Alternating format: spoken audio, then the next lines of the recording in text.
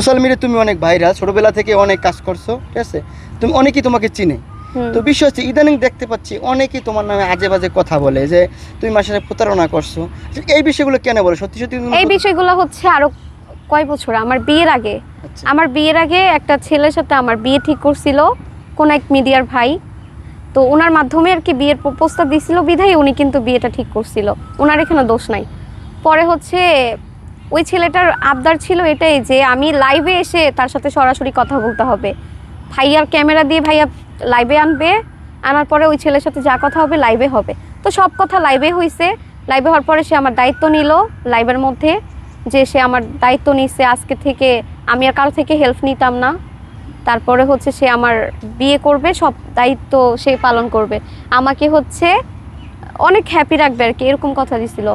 মানে সে যেরকম বুঝাইলো সে তার অনেক টাকা পয়সা, কিন্তু আসলে কি আস্তে আস্তে কিছুদিন পরে দেখলাম কি তার ওরকম টাকা পয়সা কিছু নাই। সে যে ওয়াদাগুলো দিছিল সম্পূর্ণ মিথ্যা। আর হচ্ছে আমার খালাতো বোন ছিল বড় একটা, ওই খালাতো বোনের সাথে হচ্ছে সে সম্পর্কে জড়াই গেছে। তোমার খালাতো বোনের সাথে কিভাবে? এই যে আমাদের মাধ্যমে কথা বলতেছি, আমার সরল মন, এখন আমার সাথে আপনারা সবাই মিশতেছেন, মানে ওরা তো মিশে আমাদের সাথে একসাথে উঠা বসা খাওয়া। তো শুনছে আবার দেখছে, আবার আমার কাছে এসে কথা বলে, আমি কথা বলায় দিয়া মনে করেন কাজ করতাম। এর মধ্যে হচ্ছে ওরা কিভাবে নাম্বার নিল, ওই ছেলেও নাম্বার নিল, নেওয়ার পর ওদের মধ্যে ভালো একটা সম্পর্ক হয়ে গেছে। এখন সে আমাকে রাইখা আমার বোনরে বিয়ে করবে, সে আমাকে রেখে আমার বোনকে বিয়ে করবে। যখন আমি আস্তে আস্তে শুনতে পারলাম, দেখতে পারলাম, একদিন ধরে ফেলছি, একদিন ধরে ফেলছি। তারপরে হচ্ছে ওই ছেলেকেও ধরছি, আমার বোনদেরকেও হাতে না হাতে ধরছি। ধরার পর আমি অনেক কান্না করছিলাম, সেদিন কান্নায় ভেঙে পড়ছিলাম। তারপরে ওই সাংবাদিক ভাইয়ের কাছেই ফোন দিছি, দিয়ে আমি সব কিছু বলার পর ভাইয়া বলছে আমি একদিন আসবো, আইসা তোমাদের এই ব্যাপারটা আমি সবাইকে বুঝাবো কিংবা সবার মাধ্যমে তুলে ধরবো। ভাইয়াকে বলার পরে ভাইয়া তুলে ধরছে।